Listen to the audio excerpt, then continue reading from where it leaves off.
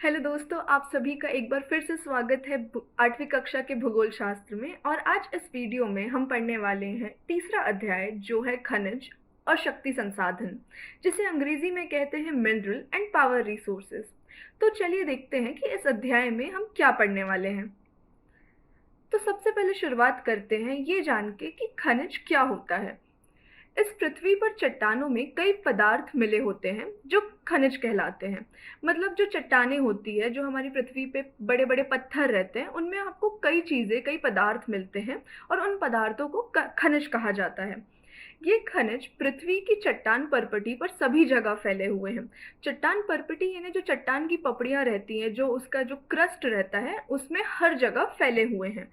और प्राकृतिक रूप से प्राप्त होने वाला पदार्थ जिसका निश्चित रासायनिक संगठन हो, वह एक खनिज है।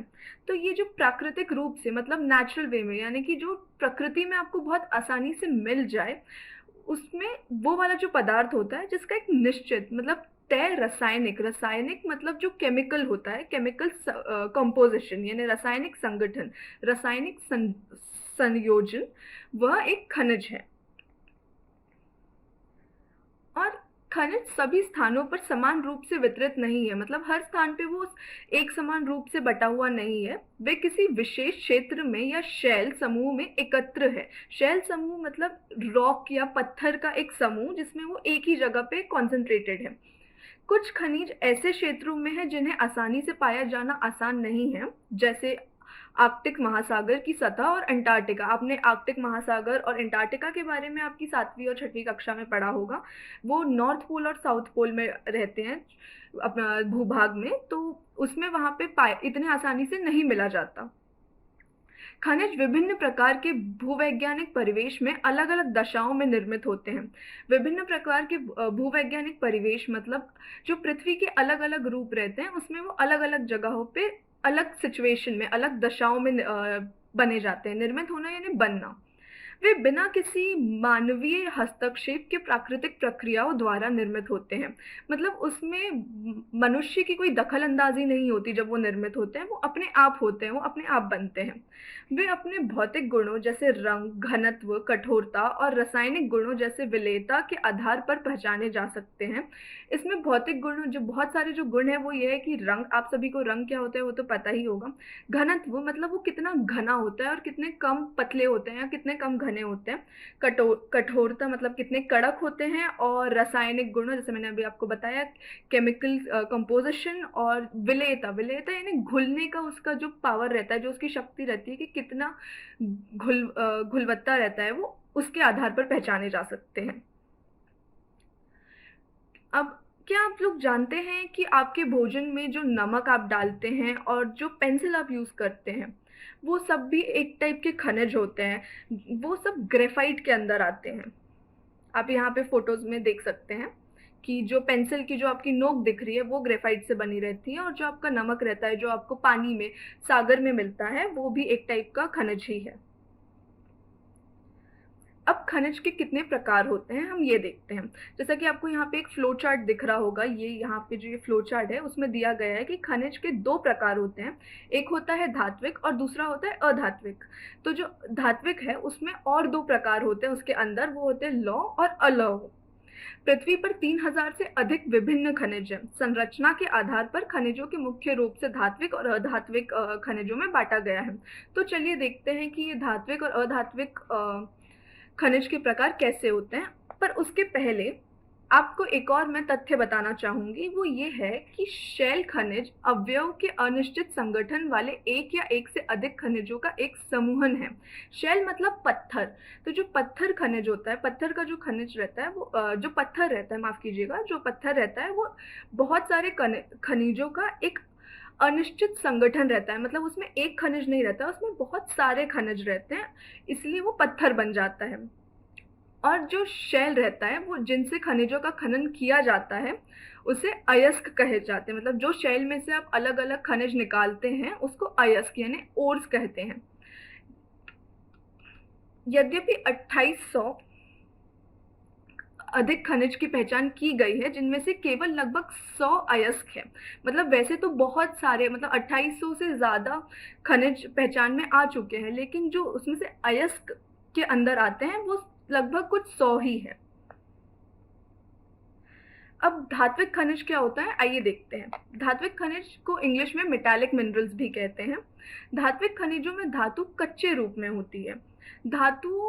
धातुएं कठोर पदार्थ हैं जो ऊष्मा और विद्युत को सुचालित करती है और जिनमें द्युति या चमक की विशेषता होती है। तो अगर आपसे कोई भी पूछे कि धात्विक खनिज की विशेषताएं क्या है, तो आप ये लिख सकते हैं। उसमें जो सबसे ज़्यादा ज़रूरी है वो है कि वो कठोर होते हैं। जो इसका पहली विशेषता जो है वो है कठोर होते हैं। इसमें ऊष्मा रहती है, ऊष्मा यानी गर्माहट, हीट। और ये दोनों की वजह से ये जो है वो विद्युत यानी इलेक्ट्रिसिटी मतलब बिजली को सुचालित करती है, मतलब कंडक्ट करती है। इसका ये मतलब है कि बिजली को एक जगह से दूसरी जगह पहुंचाती है। तो विद्युत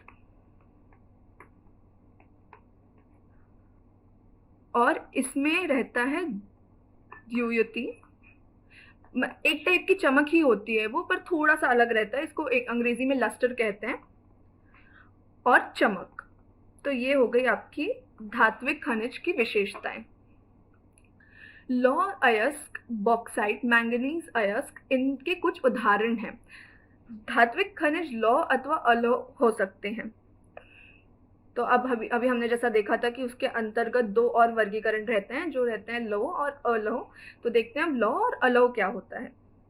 जो लौह खनिज रहते हैं उनको अंग्रेजी में फेरस मिनरल्स कहा जाता है। फेरस मतलब आयरन होता है अंग्रेजी में।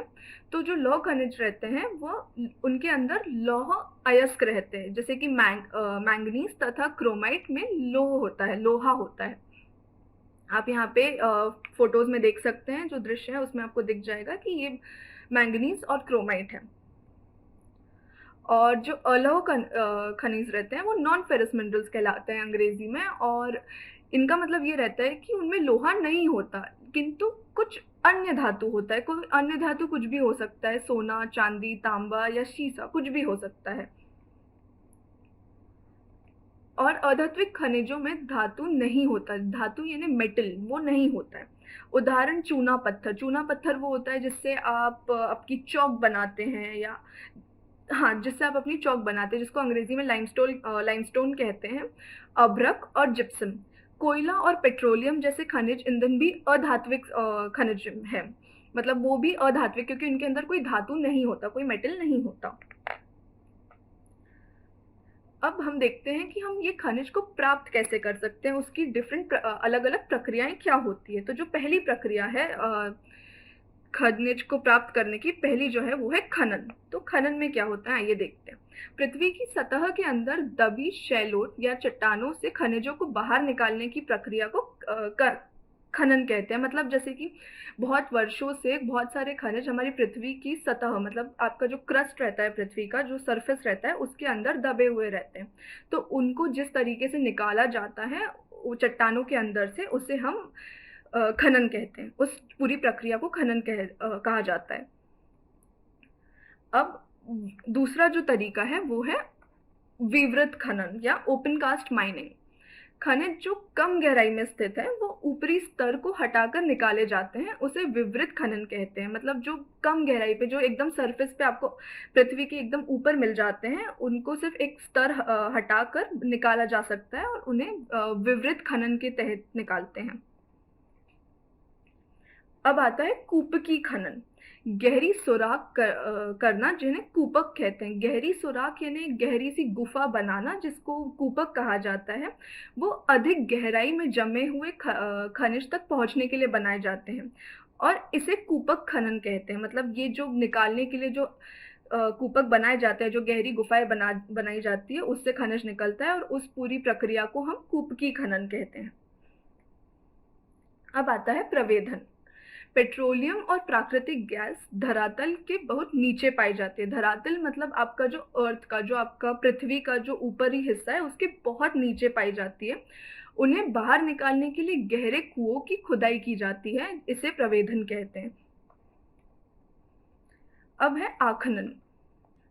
तो जैसा कि आप इस दृश्य में देख सकते हैं, जो खनिज आपको एकदम पृथ्वी की सतह पे मिल जाते हैं और उनको सिर्फ एक खुदाई करके प्राप्त कर लिया जाता है, उन्हें उसे हम कहते हैं आखनन। तो आप देख सकते हैं जैसे ये जो ये ट्रक चल रहा है, इसने बस थोड़ी सी खुदाई की और हटाया तो इन्हें खनिज मिल गया। अब एक और आपको मैं तथ्य बताना चाहूंगी कि क्या आप जानते हैं, आप शेल को यानी पत्थर को देखकर बता सकते हैं कि क्या इसमें तांबा है, क्योंकि जिस भी पत्थर में तांबा रहता है वो अगर आप उसको आंखों से देखें अपने तो वो नीला प्रतीत होता है, आपको नीला दिखता है।